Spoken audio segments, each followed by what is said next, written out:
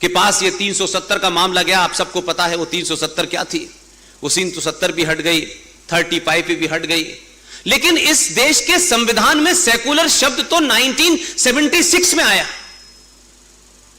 और कमाल है, आपने हजारों उसमें अमेंडमेंट किए, लेकिन यह पहला देश है भारत का कि जिसके संविधान का प्रीएम्बल, जो प्रीएम्बल होता है वो किसी भी देश के संविधान का अक्षुण्ण होता है, उसमें बदलाव नहीं होता, उसके अलावा तमाम चीजों में होता रहता है। लेकिन भारत के प्रीएम्बल के अंदर यह शब्द 1976 में उस वक्त डाला जब देश के ज्यादातर नेता जेल में बंद थे, और वो एक पॉलिटिकल एजेंडे के तहत डाला।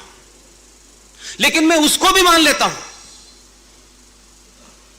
कि भाई चलिए आपने 76 में डाल दिया, तो 76 में जो संविधान सेकुलर हुआ वो 1993 में कम्युनल क्यों हो गया?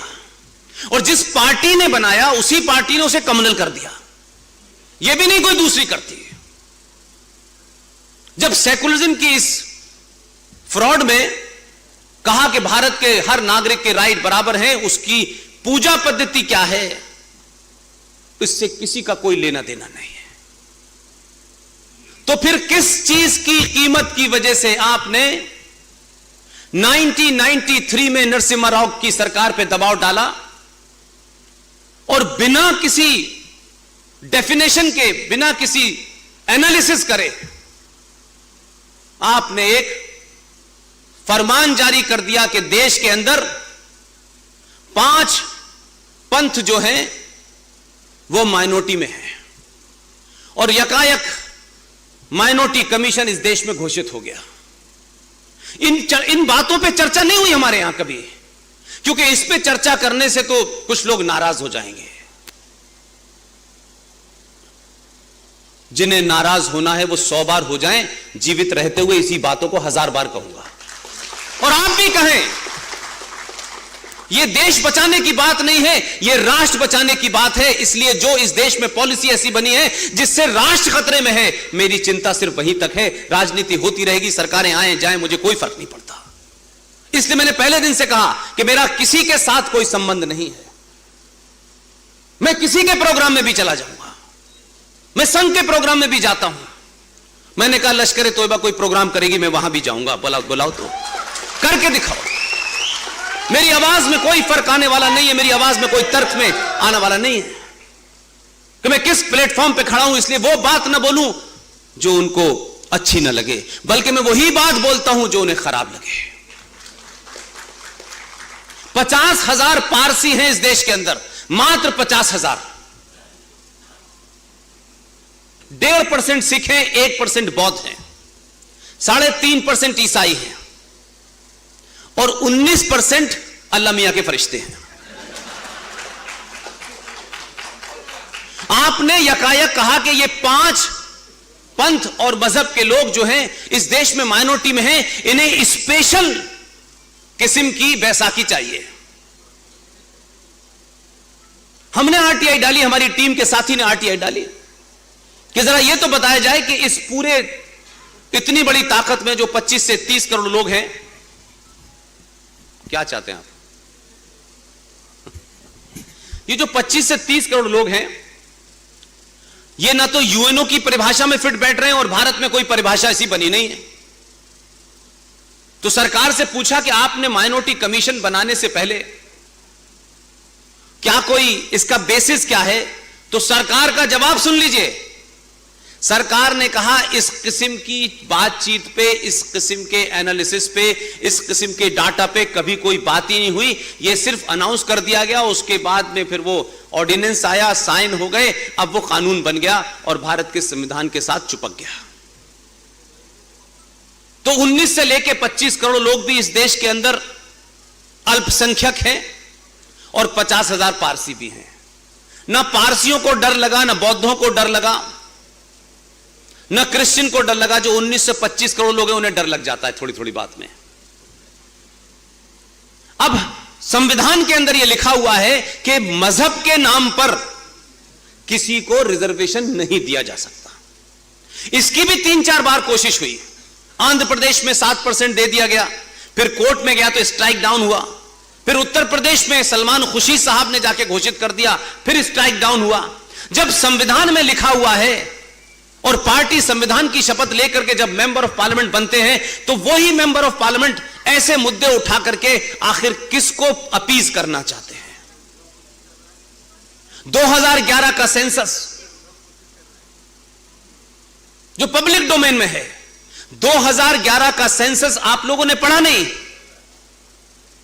भारत देश के 9 राज्यों में हिंदू माइनॉरिटी में रहता है। कहीं कहीं तो वो 2% है, 24% है, 9% है, 7% है। और झूठ का ये पुलंदा माइनॉरिटी कमीशन का चल भी रहा है। उसमें एक और बड़ा झूठ है, राष्ट्रीय अल्पसंख्यक आयोग का बजट करोड़ों में है, अनगिनत है। उनके लिए तो हर एक ने दरवाजे खोल दिए, क्योंकि मैं बड़ी जाति में पैदा हो गया हूं, लिहाजा मैं तो अमीर पैदा हुआ हूंगा। तो एक रिजर्वेशन तो संविधान के माध्यम से आया, उस पे भी अंबेडकर की टिप्पणी बड़ी हार्श है, आज का तो कोई लीडर दे नहीं सकता। उन्होंने कहा मैं इसके खिलाफ हूं, लेकिन अगर यह दिया भी जा रहा है तो 10 साल से ज्यादा नहीं देना है।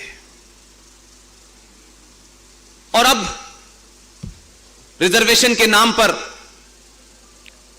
इस माइनॉरिटी कमीशन के नाम पर आपने एक बड़ा चंक उन लोगों को दे दिया है जिनका ख्वाब ही इस मुल्क में गज़वाए हिंद लाना है, जो इस एजेंडे के लिए काम नहीं कर रहे कि देश मजबूत हो। उनका एजेंडा है सरकार कोई भी आ जाए, पॉलिटिकल पावर से, ब्लैकमेलिंग से, डरा करके, धमका करके, किसी भी तरीके से इस देश की जो पूरी ताकत है उस पर कब्जा करो। और इतने दबाव में है कि एक शख्स जो खुद माइनॉरिटी का है, जो 1.5% थी, उसको आज तक इस देश ने कभी माइनॉरिटी नहीं माना। सरदार मनमोहन सिंह भी उसी माइनॉरिटी के हैं, 10 साल तक प्रधानमंत्री रहे। लेकिन इस देश में जब तक मुसलमानों को नहीं बनाओगे तब तक अल्पसंख्यक का कोई मतलब नहीं है। वो बनेंगे तभी आप उनकी उस भूख को शांत करेंगे, बाकी कोई बन जाए कोई फर्क नहीं है। तो ये मुद्दे क्या राष्ट्र के सामने चुनौती नहीं है? क्या इन मुद्दों से देश में झगड़े नहीं हो रहे? और यह कहना बहुत आसान है कि हम हिंदू मुस्लिम की बातचीत करते हैं, मुसलमान हिंदू की बात करते हैं। तो भाई ना तो हम 1947 में थे, ना आप में से कोई था, तो फिर यह देश क्यों बंटा था अगर हिंदू मुस्लिम की बात कर रहे हो तो? यह चुप्पी आपने 1947 में रखी और 2021 में भी रखना चाहते हैं। समस्या वही है और उससे ज्यादा भयानक है। आप समझना नहीं चाहते क्योंकि आपको लगता है अगर यह समझ में आ गई तो मुझे कुछ करना पड़ेगा, कुछ ना कुछ एक्शन लेना पड़ेगा। और मैं अब एक्शन नहीं लेना चाहता। मैं दिल्ली से भगा दिया जाऊंगा तो नागपुर चला जाऊंगा, नागपुर से चला तो नासिक चला जाऊंगा। मैं भागता रहूंगा लेकिन उस बीमारी का सामना नहीं करूंगा। कोरोना का दवा बन रही है, उससे पहले डेंगू आया, मलेरिया आया, और सबकी दवा बनाते हैं आप। दवा खाते हैं, ठीक हो जाते हैं। आप एक बुखार की दवा बनाते हैं, उससे भयानक बुखार दोबारा आ जाता है। एक बार तय करें कि इस राष्ट्र को जिन बीमारियों ने जकड़ा है उन्हें समाप्त करते हैं। 10 साल जाएंगे जीवन के, एक जनरेशन को यह करना ही पड़ेगा। यह नहीं होगा कि मेरा हिस्से का काम के लिए मैं सोचूं कि पड़ोस में भगत सिंह पैदा हो जाए, सुभाष जी वापस आ जाएं, कोई इनमें से सुभाष बन जाए। मैं नहीं बनना चाहता। मैं तो उसके बाद का जो माहौल होगा उसकी मलाई खाऊंगा, तो भाई साहब वो मिलने वाली नहीं है। एक जनरेशन को आहुति देनी ही पड़ेगी, आप चाहें या न चाहें। यह गलती 1935 में लाहौर में की जिन लोगों ने, वही गलती 1990 में कश्मीर में की है। कश्मीर में एक भी हिंदू ने कभी शायद जोर से किसी मुसलमान का नाम तक नहीं लिया होगा, कभी नहीं कहा। आजकल की जनरेशन बहुत हल्की फुल्की बातचीत करके अपने उस लालच और उस अपनी कायरता को छुपाने के लिए कुछ भी स्टेटमेंट दे देती है। कश्मीर में तो ऐसे ऐसे लोगों को मारा कि एक साहब को जिनकी हत्या की गई उनको टेबल से उठा के लाए अंदर से, उनकी दोनों आंखें निकाल ली उनके बेटे के सामने और फिर गोली मार दी। जब लोगों को पता चला कि इनको क्यों मारा तो गए उनके कमरे के अंदर। वो शख्स बड़ा विद्वान था कश्मीरी हिंदुओं के बीच में, बड़ा सम्मानित व्यक्ति था। उनकी मेज पे कुरान शरीफ रखा था और उस कुरान शरीफ का वो कश्मीरी में ट्रांसलेशन कर रहे थे। इससे भी बड़ा कोई सेकुलर चाहिए क्या? लेकिन उनके पड़ोसियों ने उनको भी नहीं बख्शा।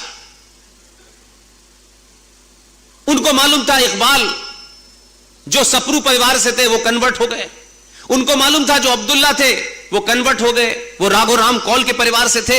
ये कन्वर्ट क्यों नहीं हो रहे? तो अब कन्वर्ट नहीं कर सकते तो मार के चैप्टर क्लोज कर दो, और उन्होंने कर दिया। ये देश तमाशा देखता रहा।